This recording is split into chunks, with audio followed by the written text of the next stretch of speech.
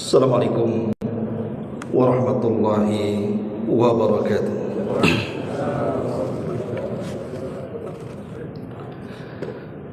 Alhamdulillah,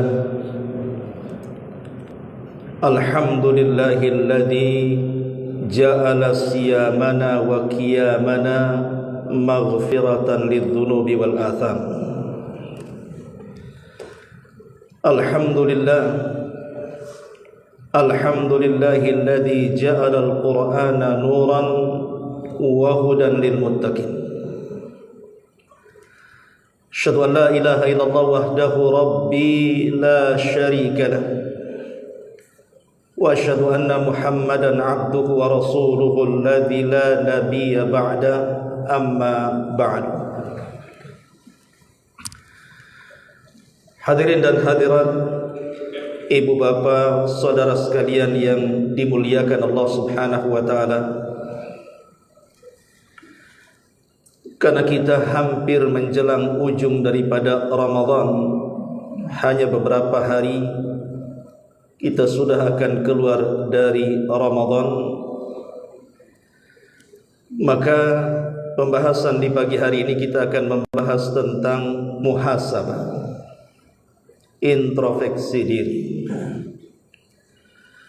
Apakah amalan-amalan kita ini terindikasi diterima Allah Subhanahu wa taala ataukah tidak?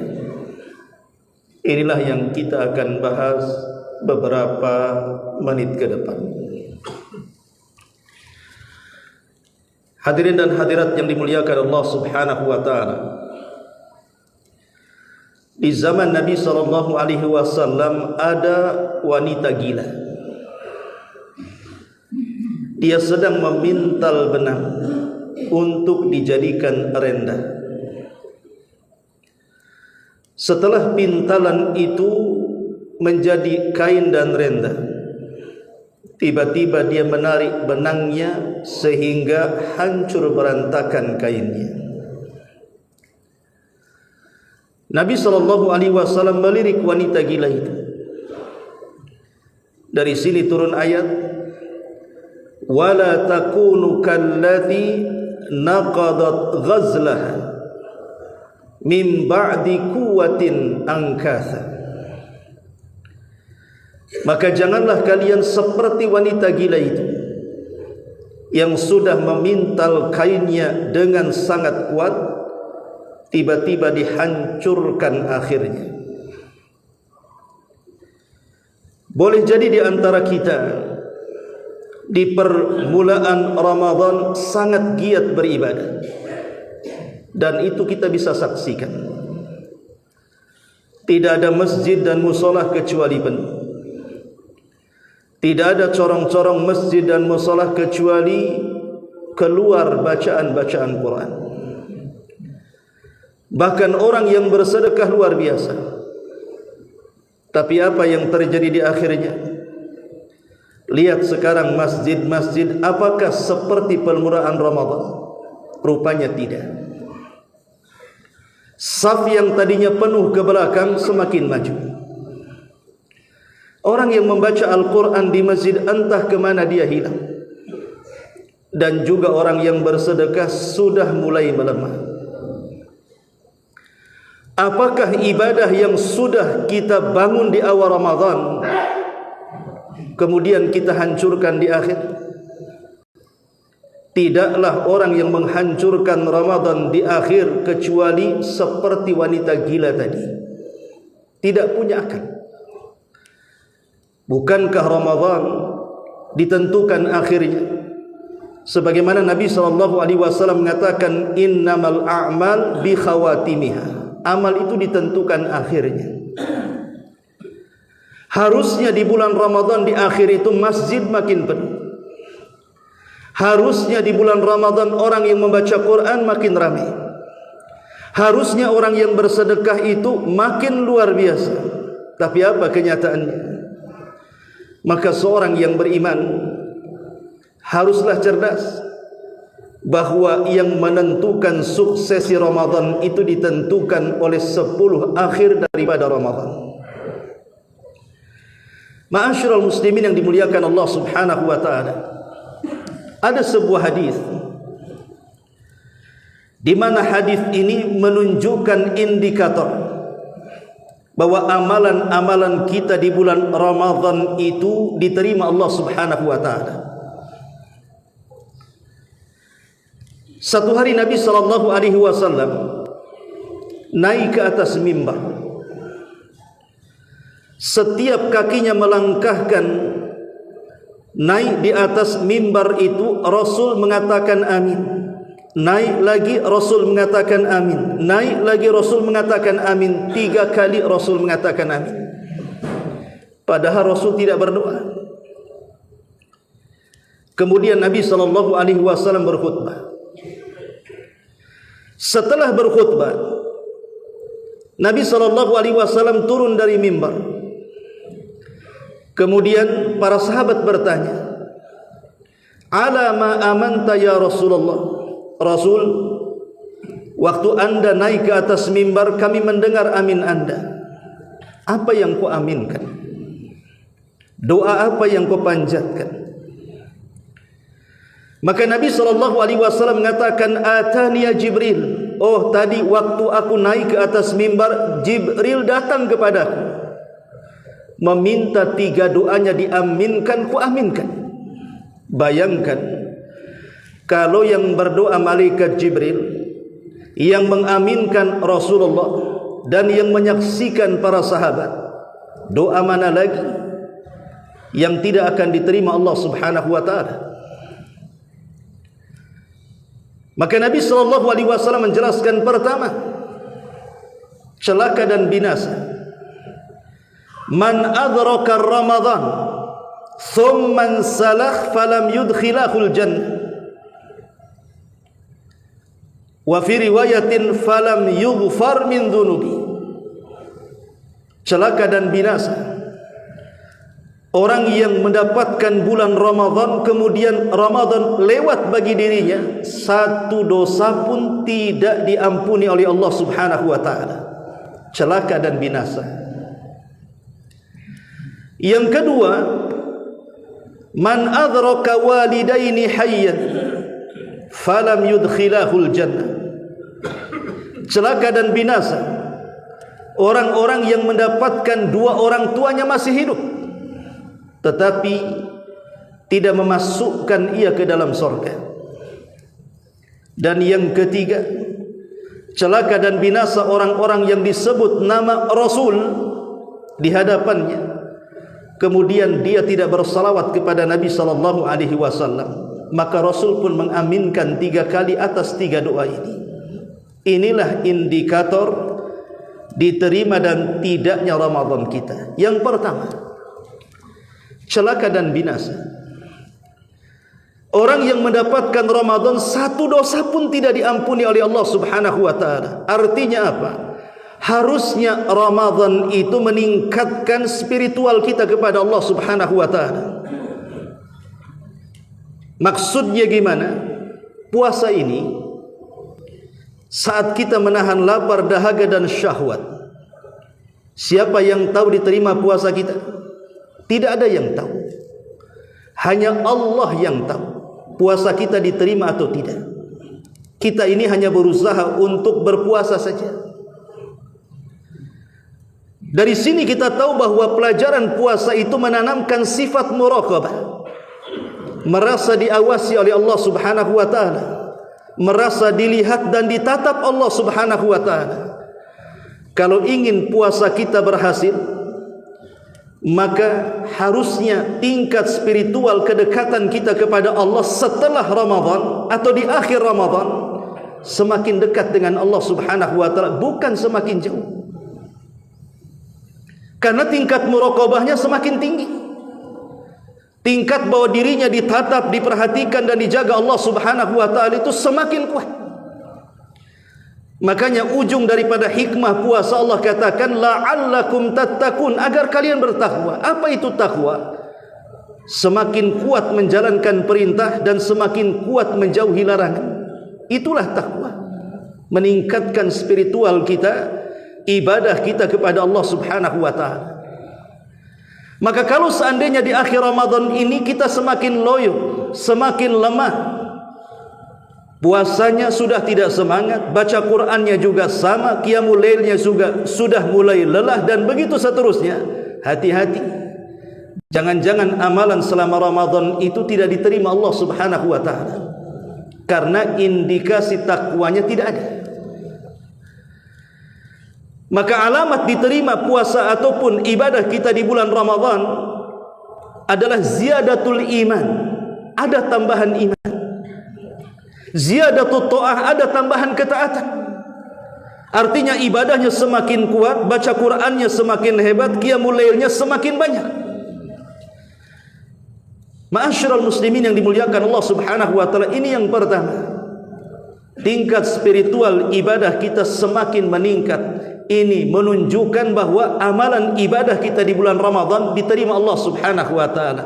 Yang kedua, kata Nabi SAW, celaka dan binasa orang yang mendapatkan orang tuanya masih hidup, tapi keduanya tidak memasukkan kita ke dalam surga. Maknanya apa? Indikator diterima ibadah kita di bulan Ramadan adalah tingkat sosial kita semakin meningkat. Karena bagaimanapun puasa ini, ketika kita lapar, supaya kita merasakan laparnya orang-orang yang mereka memang tidak mendapatkan makanan. Ketika kita menahan haus, supaya kita merasakan bagaimana banyak orang-orang seperti saudara-saudara kita yang di Palestina, susah sekali mereka mendapatkan air bersih. Tingkat kepekaan sosialnya meningkat. Maka orang yang berhasil Ramadannya, terutama di ujung-ujung Ramadan, maka dia mudah untuk menolong saudaranya. Dengan cara apa? Mengeluarkan sedekah. Makanya kenapa Nabi SAW mengajarkan di akhir Ramadan kita disuruh untuk bersedekah dengan apa? Mengeluarkan zakat fitrah. Untuk siapa zakat fitrah ini? Lil fuqara'i wal masakin, untuk orang-orang fakir dan orang-orang miskin, supaya mereka jangan sedih ketika Idul Fitri. Ada makanan yang dimakan, ada minuman yang diminum. Jangan sampai kita bahagia, mereka pula tak bahagia.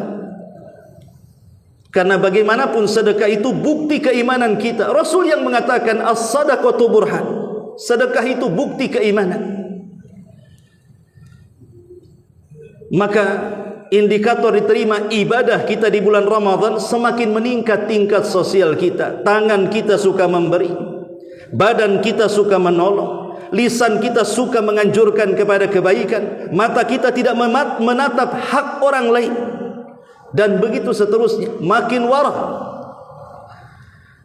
Dan yang terakhir, tingkat emosionalnya mudah dikendalikan, karena bersalawat kepada Rasul itu bisa melembutkan hati.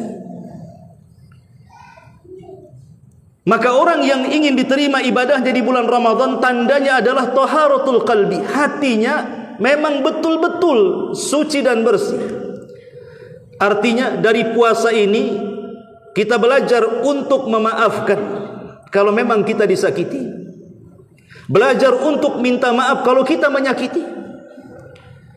Makanya lihat doa yang diajarkan Nabi SAW di akhir Ramadan. Allahumma innaka afuun tuhibbul afwa fa'fu anni. Ya Allah, Engkau zat yang maha memaafkan dan mencintai orang yang suka meminta maaf, maka maafkan dosa-dosaku. Allah suka dengan orang-orang yang suka meminta maaf. Tuhibbul afwa. Karena bagaimanapun Ramadan itu menekan syahwat. Artinya apa? Membersihkan hati. Kalau setelah Ramadan lewat atau di akhir Ramadan kita mudah untuk mendendam, penuh dengan kedengkian, kebencian dan begitu seterusnya, jangan-jangan Ramadan selama ini tidak berpengaruh kepada kita. Inilah tiga perkara meningkatkan spiritual kita kepada Allah, meningkatkan sosial kita kepada makhluk, dan bisa menekan emosional kita. Ma'asyiral muslimin yang dimuliakan Allah Subhanahu wa ta'ala, Nabi SAW mengatakan, innamal a'mal bi khawatimiha. Amal itu ditentukan akhirnya. Amal itu ditentukan akhirnya. Makanya ada sebuah hadis Nabi SAW mengatakan, wa innal abda la ya'malu bi amali ahlin nar hatta bainahu wa bainan nar illa dhira fayasbiqu alaihi alkitab fayamalu bi amali ahlil jannah fayadkhuluha. Kata Nabi SAW, ada seorang hamba, selama hidupnya dia banyak melakukan amalan-amalan penduduk neraka, sampai jarak dia dengan neraka itu tinggal 1 hasta. Tapi catatan kemudian membalik kehidupannya. Di ujung hayatnya dia beramal dengan amalan penduduk sorga, maka Allah takdirkan dia masuk ke dalam sorga. Boleh jadi saya anda sebelum Ramadan berlumuran dengan dosa-dosa dan kemaksiatan. Banyak dosa yang kita tanggung sebelum Ramadan. Kemudian Allah berikan kesempatan kita masuk Ramadan. Bahkan diberikan kesempatan untuk mendapatkan 10 akhir Ramadan. Maka sungguh celaka demi Allah orang yang masuk Ramadan, mendapatkan 10 akhir Ramadan, tiba-tiba keluar Ramadan, 1 dosa pun tidak diampuni Allah Subhanahu wa ta'ala. Dan sungguh bahagia orang-orang yang sebelum Ramadan penuh dengan dosa dan kemaksiatan, Allah takdirkan mendapatkan Ramadan dan 10 akhir Ramadan, dan dia ada kesempatan mendapatkan Lailatul Qadar. Yang Nabi SAW katakan, man qama lailata qadrin imanan wa ihtisaban ghufira lahu ma taqaddama min dhanbi. Barang siapa menghidupkan malam Lailatul Qadar dengan ibadah-ibadah yang banyak, yakin dengan perintahnya, saat menghidupkan dia ada harapan dapat pahalanya, Allah ampuni dosa-dosanya. Berapa banyak orang-orang yang mendapatkan Lailatul Qadar sebelum masuk Ramadan, badannya berlumuran dengan dosa, keluar Ramadan 1 dosa pun tidak ada yang menempel di badannya. Ma'asyiral muslimin, jamaah salat subuh yang dimuliakan Allah Subhanahu wa ta'ala. Maka kalau seandainya Ramadan sudah lewat dari kita ini, hanya beberapa hari ke depan, kemudian kita keluar dari Ramadan ini madrasah. Kalau memang di bulan Ramadan kita masih bisa solat berjamaah sampai pun solat sunnah tarawih, maka di bulan Ramadan kalau kita bisa solat berjamaah, solatlah sebelum kita disolatkan. Kalau kita masih bisa mengaji sebagaimana di bulan Ramadan, jangan kemudian kita kelak dibacakan Quran saat kematian kita. Atau boleh jadi kemudian jenazah kita diiring, yang hari-hari kita melangkahkan ke masjid, tiba-tiba jenazah kita yang dimasukkan ke dalam masjid. Apakah harus menunggu seperti itu? Makanya kenapa Nabi SAW mengatakan al-kayis, orang yang cerdas itu, kata Rasul, man dana nafsah wa amila lima ba'dal maut.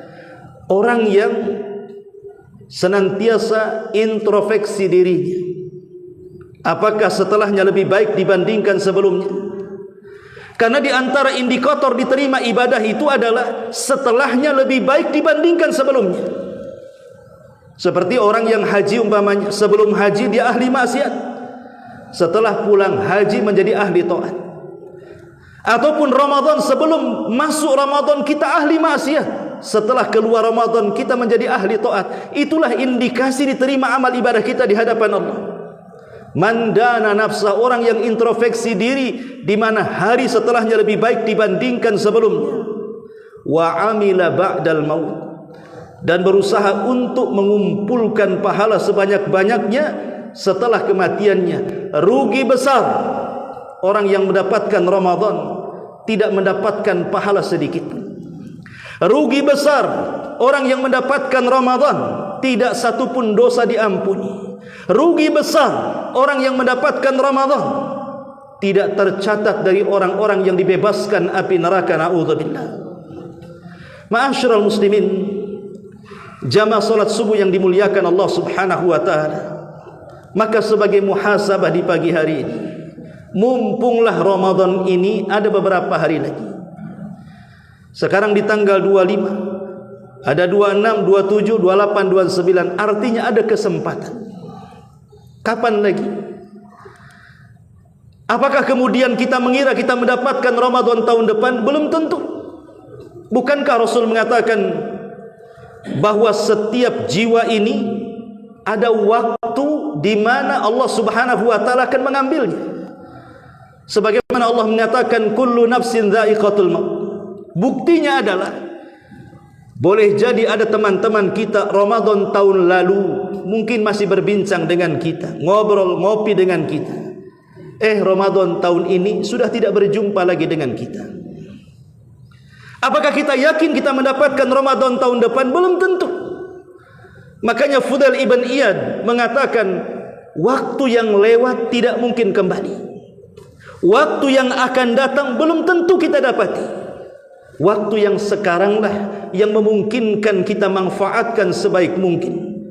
Kata beliau, ahsin fima baqi, yughfar laka fima madha wa fima baqi. Perbaiki yang ada, kata Fudail. Manfaatkan yang ada. Walaupun hanya beberapa hari ke depan, manfaatkan yang ada. Boleh jadi kalau kita memanfaatkan yang ada bisa mengampuni dosa-dosa sebelum kita, atau boleh jadi menghapus dosa-dosa kita yang akan datang. Kapan lagi kita mendapatkan Ramadan? Bukankah di zaman Nabi SAW ada dua orang bersaudara hijrah menuju Nabi? Dua-duanya masuk Islam. Yang satu ahli ibadah dan ahli jihad, tapi yang satunya ibadahnya biasa-biasa saja dan bukan seorang pemberani dalam peperangan. Allah takdirkan saudaranya yang ahli ibadah dan ahli jihad meninggal mati syahid. Tapi yang ibadahnya biasa-biasa saja dan dia bukan ahli jihad, dia penakut sehingga dia tidak ikut perang, tapi meninggal setahun setelahnya dan mendapatkan Ramadan dan mendapatkan malam Lailatul Qadar. Sehingga Talha ibn Ubaidillah bermimpi. Dalam mimpi dia ditegakkan di depan pintu sorga, kemudian berjumpa dengan dua orang itu. Tiba-tiba malaikat datang, kemudian menggandeng orang yang ibadahnya biasa-biasa saja, tapi dia mendapatkan Ramadan, masuk sorga dulu. Sementara yang mati syahid dan ahli ibadah malah masuk surga belakangan. Kemudian dia terbangun dari mimpinya. Hal ini dilaporkan kepada Nabi SAW Rasul, karena Talha ini ahli perang. Kok bisa seorang yang mati syahid dibelakangkan masuk surga dibandingkan orang yang bukan mati syahid? Dia cemburu karena dia seorang ahli jihad, Talha ini. Maka Nabi SAW mengatakan, kenapa kau heran wahai Talha? Bukankah saudaranya yang meninggal di atas pembaringan walaupun tidak mati syahid, dia mendapatkan Ramadan tahun depannya? Dan dia banyak beribadah selama Ramadan, banyak ruku, baca Quran, sedekah dan mendapatkan Lailatul Qadar. Sungguh jarak dia dengan saudaranya yang mati syahid antara langit dan bumi. Lihat bagaimana Nabi SAW mengatakan, jangan heran bahwa orang yang mendapatkan Ramadan itu jauh lebih tinggi derajatnya dibandingkan orang yang mati syahid. Karena bagaimanapun orang yang beribadah di bulan Ramadan itu berbeda dengan orang yang beribadah di luar Ramadan, berlipat-lipat pahalanya. Maka sangat rugi kalau Ramadan tinggal beberapa hari kok kita semakin malas. Celaka dan binasa orang yang mendapatkan Ramadan kemudian lepas Ramadan tidak satu dosa pun yang diampuni Allah Subhanahu wa taala. Ma'asyiral muslimin yang dimuliakan Allah Azza wa Jalla, maka kita hanya berharap kepada Allah semoga puasa-puasa kita diterima, pahala solat malam juga diterima, dan kita termasuk orang-orang yang dibebaskan dari api neraka, dan juga kita diberikan istiqomah setelah Ramadan, dan kita mendapatkan pahala yang berlimpah dari Allah Subhanahu wa taala, dan kita ditakdirkan oleh Allah termasuk orang yang sukses sehingga dijauhkan dari neraka dan dimasukkan ke dalam surga. Allahumma inna nas'alukal jannah wa nubaiduka anin nar Allahumma ja'alna min utaqaika minan nar. Allahumma wafiqna lailatal qadri wa yu'inuna ala ta'at. Allahumma nas'alukal huda wat tuqa wal afafa wal ghina. Rabbana atina fid dunya hasanah wa fil akhirati hasanah wa qina adzabannar. Wa sallallahu ala sayyidina Muhammadin wa ala alihi wa sahbihi ajmain. Subhanakallahumma bihamdika asyhadu an la ilaha illa anta astaghfiruka wa atubu ilaik. Maaf, tidak ada pertanyaan. Saya ada acara. Assalamualaikum warahmatullahi wabarakatuh.